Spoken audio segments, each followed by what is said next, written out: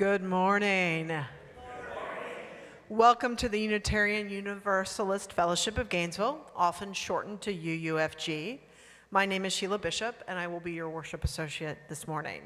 I'm a mid-sized, middle-aged white person with brown hair that has lots of blondish highlights.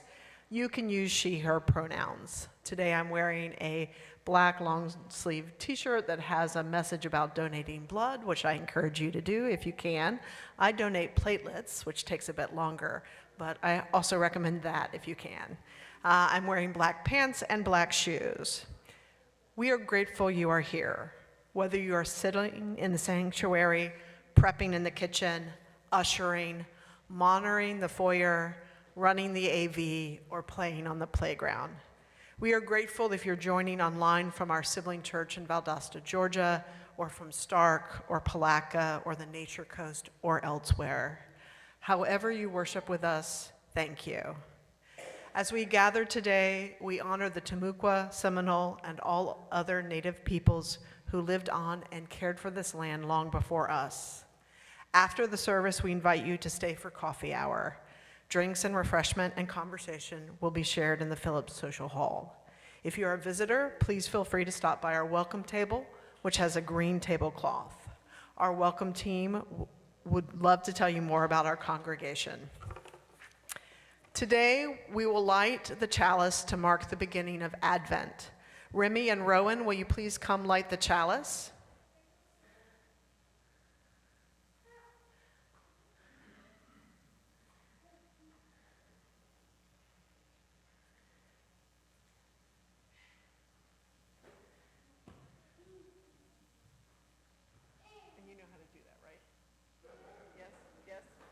Do you need help? Okay, Aaron's going to help. All right. Adventus means waiting. And the holiday season is nothing if not waiting to get done the chores, to find the right gift, to find time for quiet moments, to accept that our loved ones will not be as we wish them to be. The chalice lighting of Advent reminds us to be patient. In this holiday season, may we find the patience to forgive ourselves, to forgive those who do not do as we wish. May we find patience. May we find the wisdom to let be.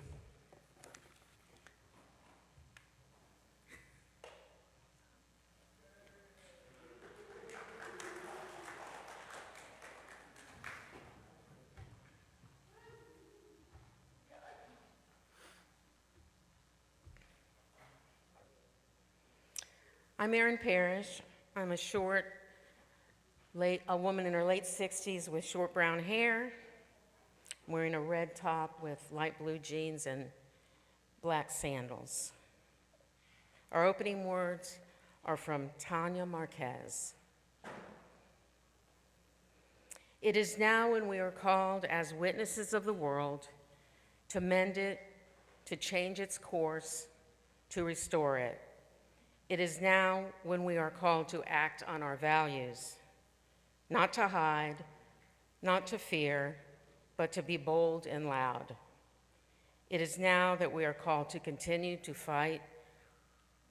our fight for justice, to organize, to speak up. It is now. Let us gather. Let us give each other courage. Let us worship. Please rise in body and spirit to joyfully sing hymn 1029 in the Teal hymnal. Love knocks and waits for us to hear.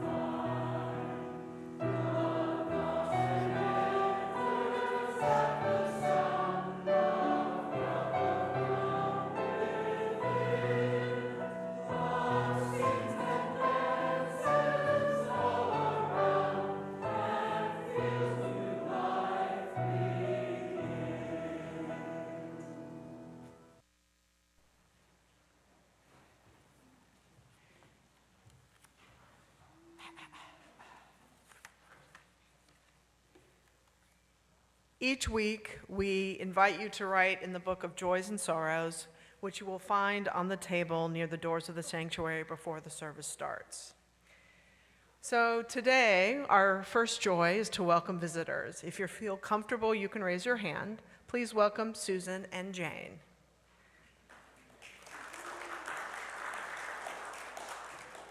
Our first entry in the book is a joy from Ryan Rushing. I wanted to give a big shout out to Erin Parrish for being such a great mentor as I've learned the AV system. She's such a joy to work with.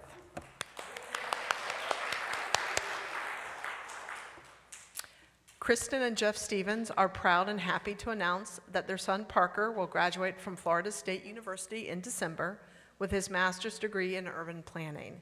He's accepted a position with the City Planning Department in Alachua and will be returning to Newberry and the Stevens home to start his next chapter. I'm not sure who wrote this, but it's a great joy and a great surprise to welcome Jim Benedict back home to Florida. Yes, all right. And from Kirsten Flamand, right? Yes, okay. It will be a great joy to host both Mary Margaret and Chris Andrew at our December 3rd Elder Odyssey. Please come share a meal, some wine, and some wonderful stories. We all carry joys and sorrows and concerns, and some we may not speak aloud but hold in our hearts. For those unspoken joys, concerns, and sorrows, we invite you to come forward and drop a stone in our communal water bowl. At the end, I forgot to ask someone from the care team. Can someone from the care team please be willing to drop stones for any joys, sorrows, and concerns? Thank you, Elizabeth. Held by folks who are watching us online. Let the water represent the love and support of this church community for all who are gathered together.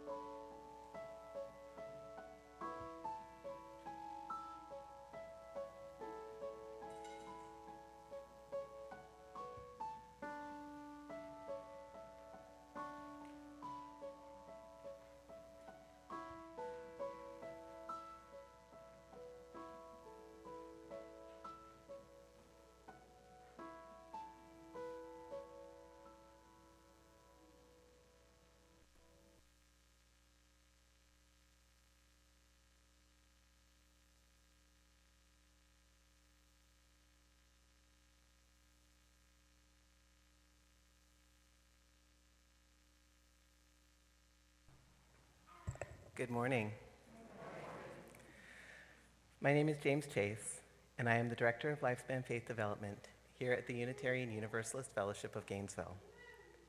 I'm a white, medium-sized non-binary person with short, brownish hair, glasses, and today I'm wearing a black t-shirt, or a black button-up shirt with gingerbread men all over it.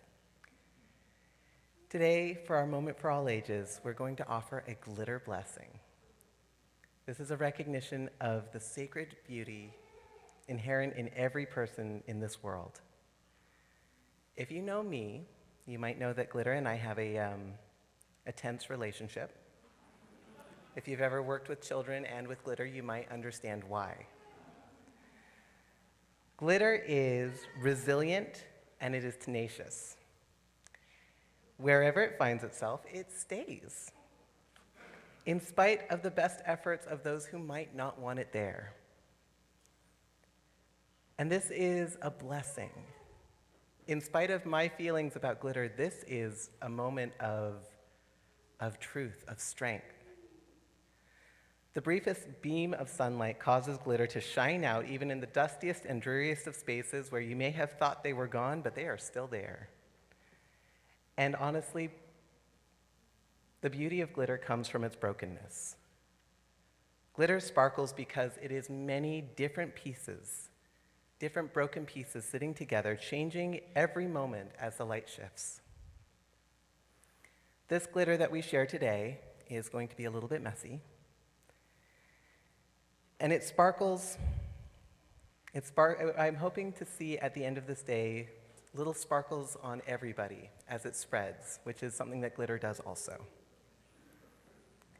Today, I'm going to have two helpers for our glitter blessing, and they're going to be giving gentle words of affirmation and love, hopefully, if they remember. This is their first time as well as mine, so we appreciate the patience. And in a moment, I'm going to stand here up the front, and I'm going to invite Remy and Rowan to come forward with their glitter. And we're going to start with our kids first. We're going to have all of our kids and families and childcare staff come forward and bring all of the kids to line up to receive their glitter blessings. Once they are all settled back at the table, I'd like to invite anyone else who wants a little bit of sparkle in their life to come forward and receive a glitter blessing. After we're done, hang on one second. After we're done, we're going to sing our children out to the play yard where they're going to play and have fun. While you wait, I want you to think about where you would like your glitter blessing. You could get it on your face, you could get it on your hand, you could get it on your arm, but what I've told Remy and Rowan is nowhere close to the eyes because nobody wants glitter in their eyes. So we're going to hear some beautiful music, and I invite all of our children first, and then all of our adult friends to come forward and receive your glitter blessing.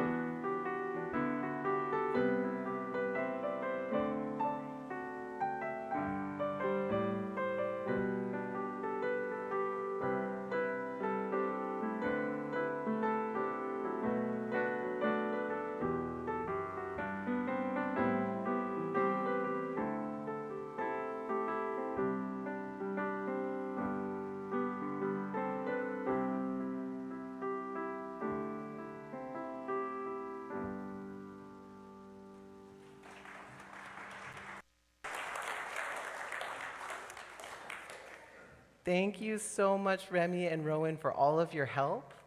They did such a good job. I'm so proud of them. I invite everyone to take a pause and just look around the room, whether you have glitter on your face or in your hair or not. Look at these shining faces. Every face in here is a blessing. Every person is a joy.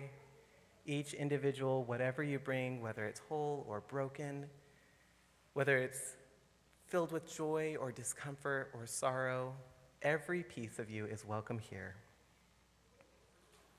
What a blessing that these bodies can gather in the sacred space together. Everybody in this space and beyond is a holy thing, and every person in this world is something sacred made of stardust. We are pretty fabulous. Thank you.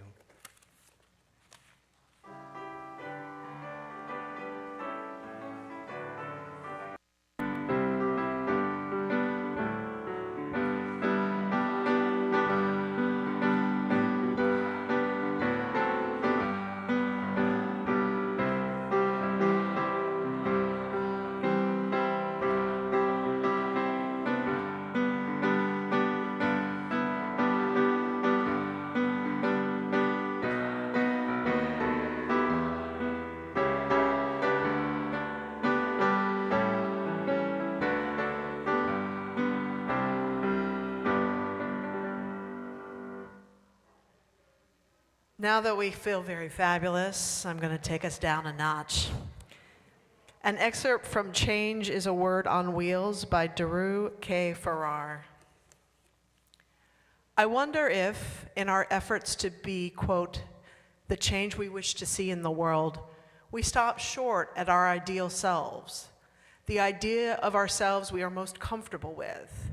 I wonder how often I think, I've already been the change, and I'm waiting idly for the tendencies of the world to catch up. I'm unsettled by how frequently I'm surprised by my own social ineptness, how many times I need to screw up the same person's pronouns, or note that I'm not surprised that the person who just nearly ran me off the road is of a certain race and/or age, or make immediate assumptions about someone because of what I perceive to be their class. Or maybe this is a better question. How many times do I need to make mistakes at the expense of other people or people's groups before I'm ready to admit that I'm not any better at this than the bigoted and willfully ignorant? I am liberal, often painfully so. I am not enlightened. I am not elevated. I am not better. But I believe with everything that I am that I can be. Change is a world on wheels. It is not a destination, but a journey. If I'm to be change, I must commit to humility and refuse to settle for my own comforting achievements.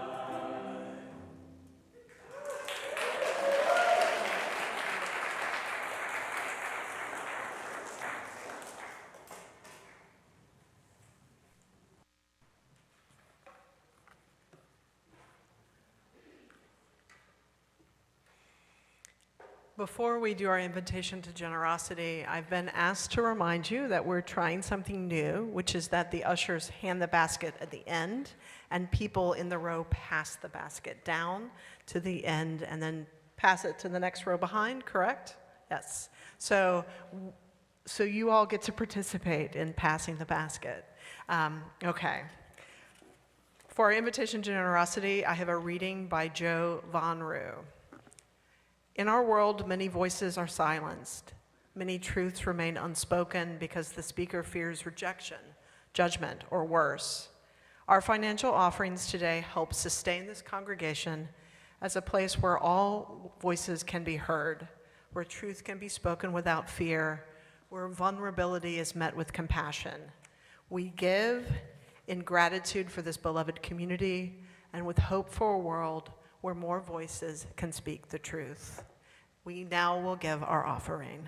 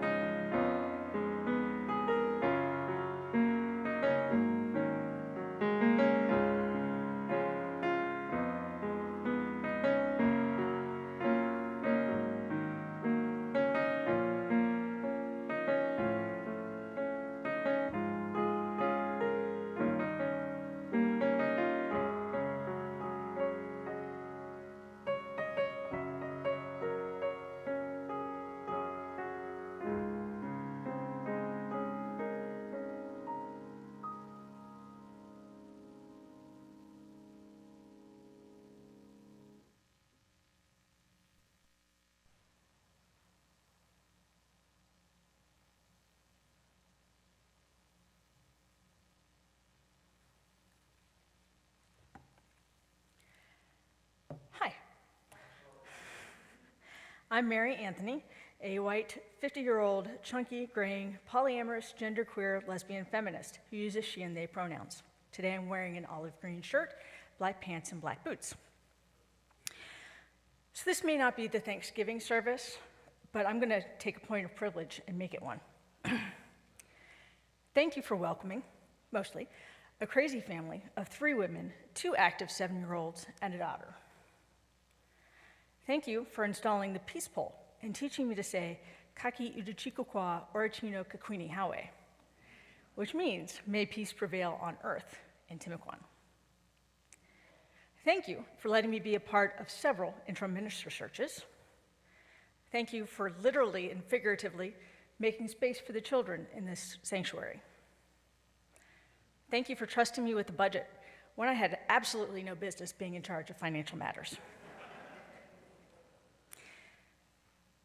Best of all, thank you for giving me the opportunity to train and teach as an Our Whole Lives facilitator. When we say that OWL saves lives, we're not just talking about the kids. OWL was my reintroduction to working with youth. I don't know if you know this, but UU kids are different. Smart, sure. You kind of expect that with a bunch of kids, college professors. But what I didn't expect was their amazing questions and their open hearts. This congregation should be damn proud of yourselves. Y'all have raised some amazing people. It was one of the reasons I became a UU in the first place, so my kids would have adult role models who weren't their parents, because we all know parents don't know anything. Kids, and teens in particular, can spot fake right away. Somewhere along the line, though, you walked the talk. You lived our shared values. I know, because our youth are some of the most intentional, welcoming, and open-hearted people you will ever know.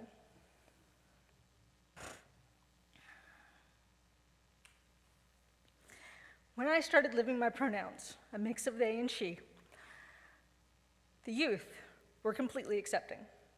It was a complete non-issue. They immediately started using they and them, almost exclusively. They knew. They really knew. It's like when your lover looks at you and really sees you. There's got to be a word for it. It's probably Finnish, but I don't know it yet. That's why I was so pleased when the bathroom signs changed a few weeks ago. Once again, I was seen by this church, by these people, by you. So thank you. Thanks for the signs, yeah, but thanks for the example you've shown to the kids. They're the future of this religion, and the future is looking bright. Keep up the good work.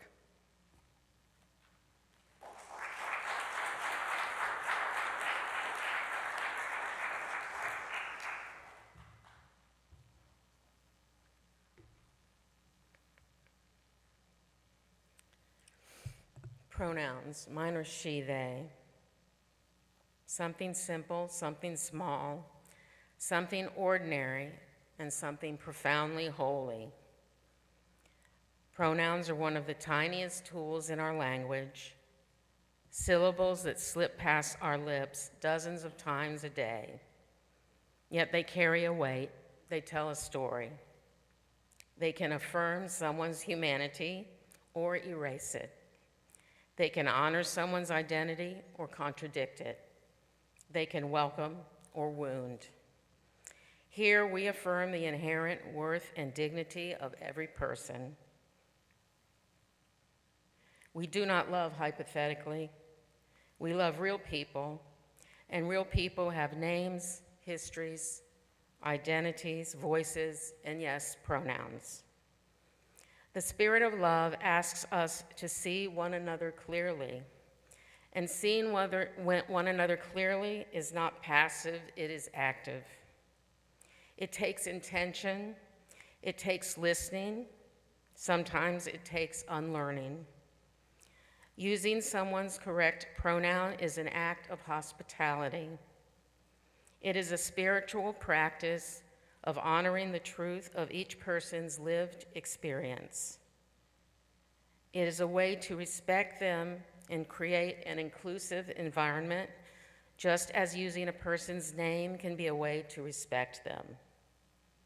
Choosing to ignore the pronouns someone has stated that they go by could imply the oppressive notion that intersex, transgender, non-binary, and gender non-conforming people do not or should not exist.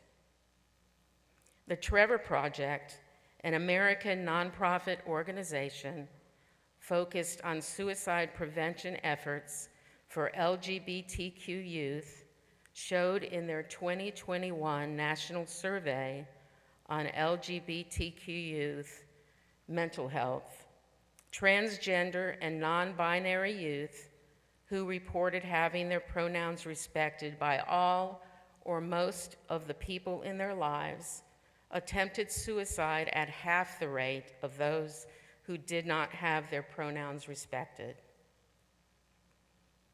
Let's talk a moment about mistakes, because yes, we will make them, every one of us. We are human. Our tongues will get tangled. Our habits are slow to rewire, and sometimes our minds move faster than our intentions. The measure of our faith is not whether we are perfect, but whether we are open to correction, open to growth, open to grace. I've used the wrong pronoun before. I've caught myself in the moment, and I've also had someone remind me of the correct pronoun. And I know the temptation. You want to show how sorry you are, how you really didn't mean it. But over-apologizing can actually make the situation more uncomfortable for the person you misgendered. It shifts the emotional weight onto them when what they really need is connection and care. The best response is this: I'm sorry, they, and move on. Short, sincere, and simple. Beloved community isn't built through perfection. It's built through repair, through the willingness to try again. Expanding our practice around pronouns is also part of expanding our compassion. Many people, especially transgender, non-binary, and gender-expansive folks, navigate a world where their identities are questioned or dismissed. This congregation can be an island of affirmation in an often stormy world. When we normalize using a person's requested pronouns, we create a safer, more equitable space for everyone. We say this is a community where no one has to guess whether they will be respected. That respect is given. Some people say it isn't grammatically correct to use they. I saw Miriam Margolyes on a clip of the Graham Norton show. She played Professor Sprout in the Harry Potter series. She talked about how she was all against using they as a pronoun for someone because it's not grammatically correct, until she had a conversation with a trans actor who explained to her, quote, if you can make someone happy by calling them they instead of he or she, why not do it? Miriam Margolyes continued in the interview, quote, and I thought, that's right, it doesn't matter about grammar. If you can make someone happy and give them a sense of themselves, do it, end quote. Language has always changed. It's what language does. We used to say thou. We used to call anyone who was left-handed sinister. We used to use Ms. for no one. We used to use tweet for birds only. And every time the language shifts, it's because humanity is shifting, expanding, making room for new experience, new understanding, new dignity. When we change the way we speak, we're not giving up something ancient and sacred. We're participating in something living and growing. We are, in our small way, helping language evolve toward compassion. We are practicing radical hospitality and being a welcoming congregation. A beloved community is never static. It keeps growing. It keeps adding chairs around the table. It keeps learning new ways to say welcome. As Unitarian Universalists, we covenant not to think alike, but to love alike. Our covenant calls us to compassion in our relationships, justice in our actions, and curiosity in our hearts. Honoring pronouns is a small act with great meaning. It's a way to extend compassion, a way to practice justice, and a way to nurture curiosity about experiences beyond our own. So here's my invitation for us today. Let's pay attention to the pronouns we use, not with fear, not with pressure, but with a spirit of care. Let's allow our language to be one of the ways we practice love.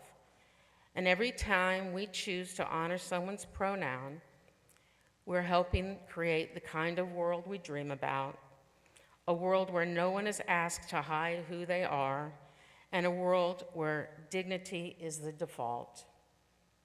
May it be so. Please rise in body or spirit to joyfully sing If There Ain't Room for Me, and it's from the Sing Out Love virtual hymnal, so you'll have to look at the words up on the screen.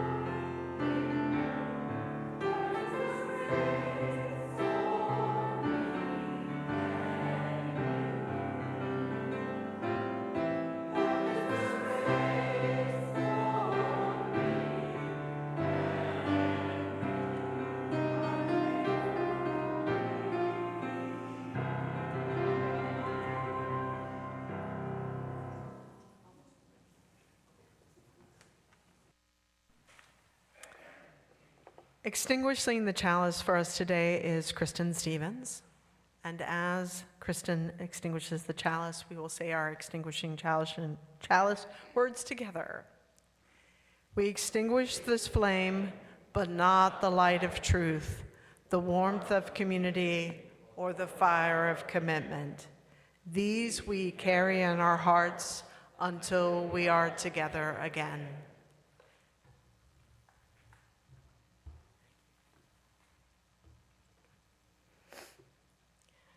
May our words reflect our values, and may all who enter our community feel the simple, powerful affirmation: you are seen, you are known, you are welcome. Amen, Ashe, blessed be.